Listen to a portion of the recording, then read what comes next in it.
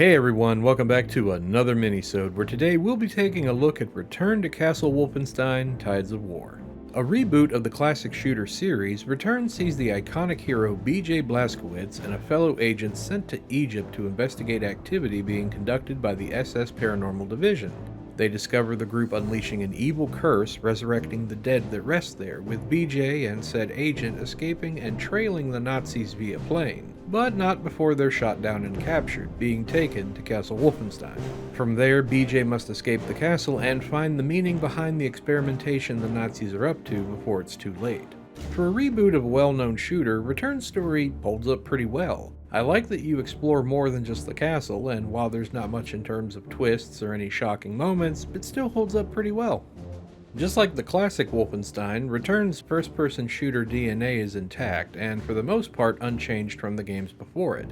The goal is still to get through each level, killing your enemies and exploring to find keys to open the way to the next area.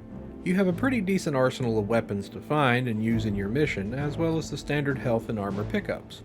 Besides going it solo, the Big Green version has an exclusive co-op mode, quite similar to Doom 3's Xbox Foray, where you and a friend take on the evil forces together. What's cool about this is that player 2 takes on the role of the agent who dies on early on in the game, instead reworking everything to where he didn't die after all.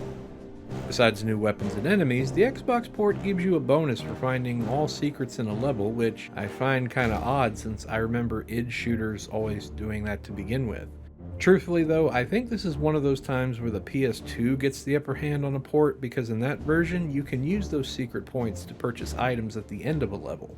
There's also the multiplayer mode that many a live player spent their nights on, I'm sure, and probably will again once Insignia gets off the ground. From what I read about it, it's an objective-based style of multiplayer between two teams, complete with classes, which I've always enjoyed more than just straight-up deathmatch.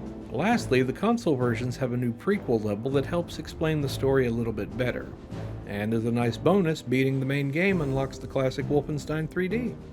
Visually, Wolfenstein looks pretty good for the time. It may not be as sharp or fluid as the PC version, but just like Doom 3 and Half-Life 2, they did a commendable job here, with levels ranging from destroyed villages, dark foreboding tombs, and of course the titular castle, to name a few. Yes, this also means that a lot of stages got cut, but again, you work with what you got, and again, they did a pretty good job.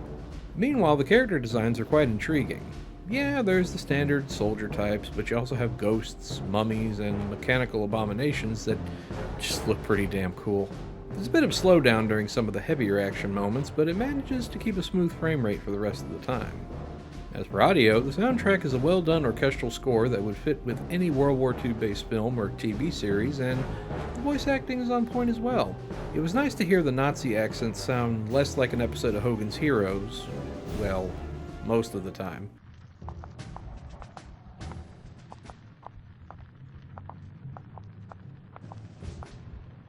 And what have you found? They have just finished translating the hieroglyphics that we discovered yesterday. I think we have located the tablets. And why are we still here? We must be careful not to disturb the tombs. The Reich doesn't care about the tombs. It is written that they are protected by a terrible curse. Only I can assure you that keeping Himmler waiting will be more terrible than any curse. And as for our hero, BJ doesn't sound as gritty as he'll get in the newer games, but it's still a good performance. You wanted to see me, Major? Captain Blazkowicz, come in. You've been reassigned. The OSA has a top-secret mission, and they think you're the right man. Allied intelligence? Yes. I'd like you to meet Agent 1. He'll brief you on your mission and new orders. Welcome aboard, Captain. We don't have much time for introductions right now. We've got transport waiting to take us into northern Egypt. Northern Egypt? Rommel's not in Egypt. We're not after Rommel. The head of Hitler's SS, Heinrich Himmler, has sent a team into the area, and we're off to find out why. I'll explain on the way.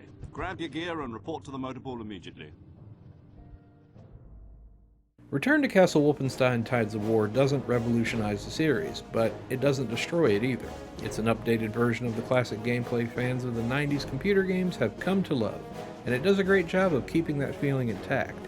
While multiplayer may be disabled to a point for Xbox players, the PC version is still available to play if you want to give it a try. As for whether or not the big green version is worth getting, I'd say it is, especially for that co-op mode. And with that, this is the Dali Popka, and as always, stay green, my friends. I'll see you next time.